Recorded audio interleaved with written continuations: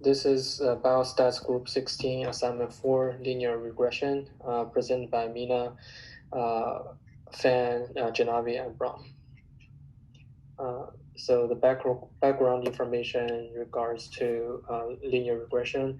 So it's a regression from correlation.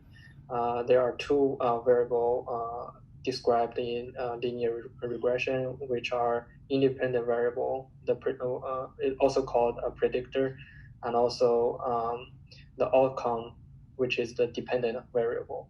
We're trying to use the linear equation to describe the relationship between independent variable and dependent variable.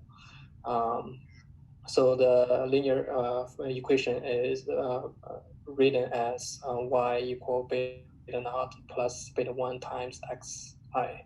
So we're going to talk about some parameters in this equation.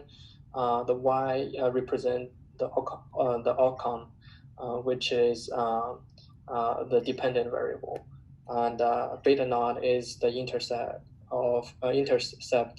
which is outcome if variable all are 0, and beta 1 is the slope of independent variable. All right, so more on residuals. So the more variables can be added to the equation, and it adds greater variability of explanation. However, it also introduces more error or deviation from the regression line. So residuals are the difference between the observed and predicted values based on regression line and are assumed to be normally distributed, and it's uncorrelated with each other or to the outcome. So the models say that for each unit of change in predictor, outcome changes by a number of units equal to the slope estimate when using one predictor model. So now we get to the question, two model comparison. So as we mentioned before, we're using the regression line, y is equal to beta naught plus the slope beta 1 times its variable.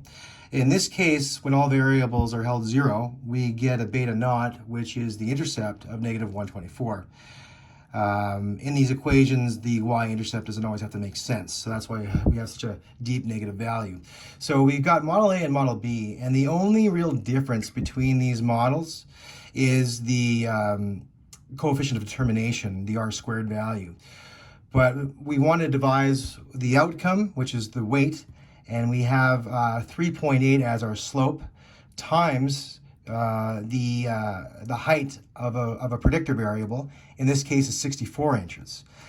And so we plug and chug the information, and we whittle this down to an outcome for a 64-inch person as 119.2 pounds.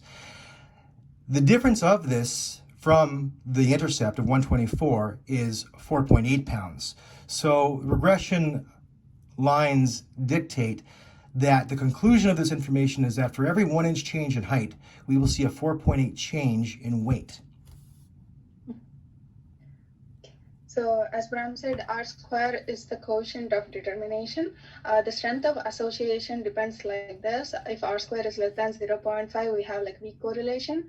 And if it is between 0.5 and 0.8, that is moderate correlation. If R square is greater than or equal to 0.8, that is strong correlation. So in our question in the model A, they said it's 87%. So which is a strong correlation?